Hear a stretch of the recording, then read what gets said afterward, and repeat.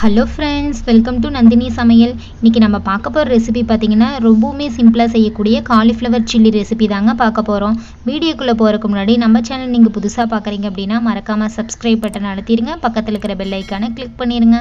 வாங்க வீடியோக்குள்ளே போகலாம். கடாய் சூடானது ஒரு சொம்பு அளவுக்கு தண்ணி சேர்த்துக்கலாங்க. தண்ணி நல்லா கொதிச்சதுக்கப்புறம் நம்ம எடுத்து வச்சுருக்க காலிஃப்ளவரையும் இதில் சேர்த்துக்கலாங்க. பாருங்கள், எல்லா காலிஃப்ளவரையும் சேர்த்தாச்சுங்க. கல்லுப்பு 1/4 டீஸ்பூன் சேர்த்துக்கலாங்க.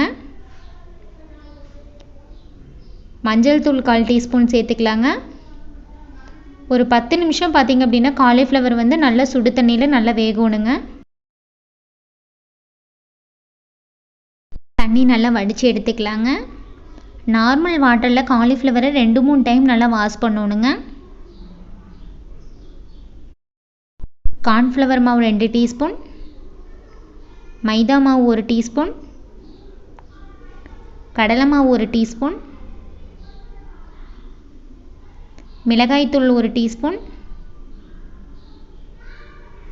மல்லித்தூள் 1 டீஸ்பூன், மிளகுத்தூள் 1/4 டீஸ்பூன், இஞ்சி பூண்டு பேஸ்ட்டு சேர்த்துக்கலாங்க. உப்பு 1 டீஸ்பூன் சேர்த்துக்கலாங்க. தண்ணி ஊற்றாமல் இந்த மசாலாவெல்லாம் நல்லா பிரட்டி வச்சுக்கலாங்க. கொஞ்சம் கொஞ்சமாக தண்ணி சேர்த்துக்கலாங்க. அதிகமாக தண்ணி சேர்க்கக்கூடாதுங்க. மசாலா நல்லா மிக்ஸ் பண்ணியாச்சுங்க. இப்போ நம்ம எடுத்து வச்சுருக்க காலிஃப்ளவரை இதில் சேர்த்துக்கலாங்க. பார்த்திங்கன்னா மசாலாவோட காலிஃப்ளவர் நல்லா மிக்ஸ் ஆகணுங்க. நல்லா பிரட்டி வச்சுக்கலாங்க. பாருங்கள், இந்த மாதிரி நல்லா மிக்ஸ் பண்ணி எடுத்துக்கலாங்க.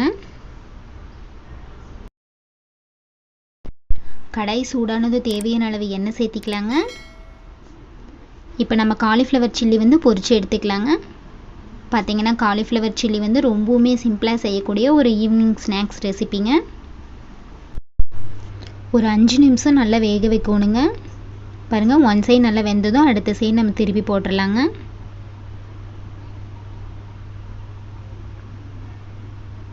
பார்த்திங்கன்னா இப்போ காலிஃப்ளவர் சில்லி ரெடி ஆயிடுச்சுங்க. இப்போ நம்ம எடுத்துடலாங்க. பாருங்கள், எவ்வளோ நல்லா கிறிஸ்பியாக இருக்குது பாருங்கள். இப்போ நம்ம எடுத்துடலாங்க.